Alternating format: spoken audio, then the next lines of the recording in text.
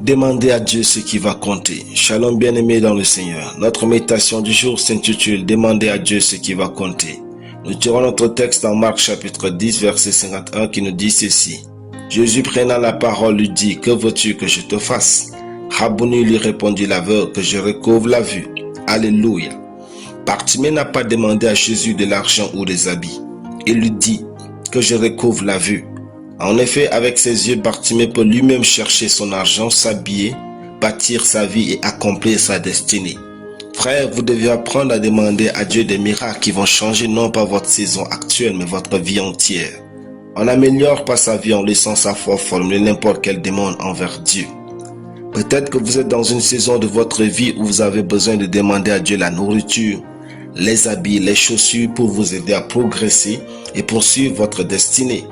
Mais préparez-vous à arrêter de faire de telles demandes à Dieu pour plutôt lui demander des nations, quelle population allez vous nourrir, car vous aurez grandi. Demandez à Dieu des choses pour votre quotidien et aussi pour demain. Il y a des miracles qui vous donnent la liberté et il y a ceux qui vous gardent esclaves. Bartimée a choisi la liberté.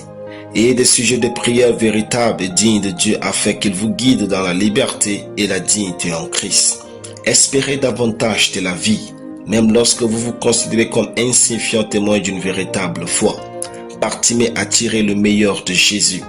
Vérifiez vos sujets de prière et ajustez-les. Visez la liberté, la dignité et l'honneur dans la marche avec Dieu. La meilleure façon de donner sens à sa foi n'est pas de chercher à recevoir toujours de Dieu, mais à devenir. Celui qui reçoit revient toujours demander, mais celui qui devient est libre. Bartimée est devenu un homme libre et Jésus lui a dit « Va, ta foi t'a sauvé ». Marc 10, 52. Beaucoup de chrétiens sont esclaves malgré leur foi en Dieu, car ils sont des éternels demandeurs chez Dieu. Soyez différents. Faites en sorte qu'à un moment donné, Dieu compte sur vous pour faire avancer ses affaires et son royaume dans ce monde.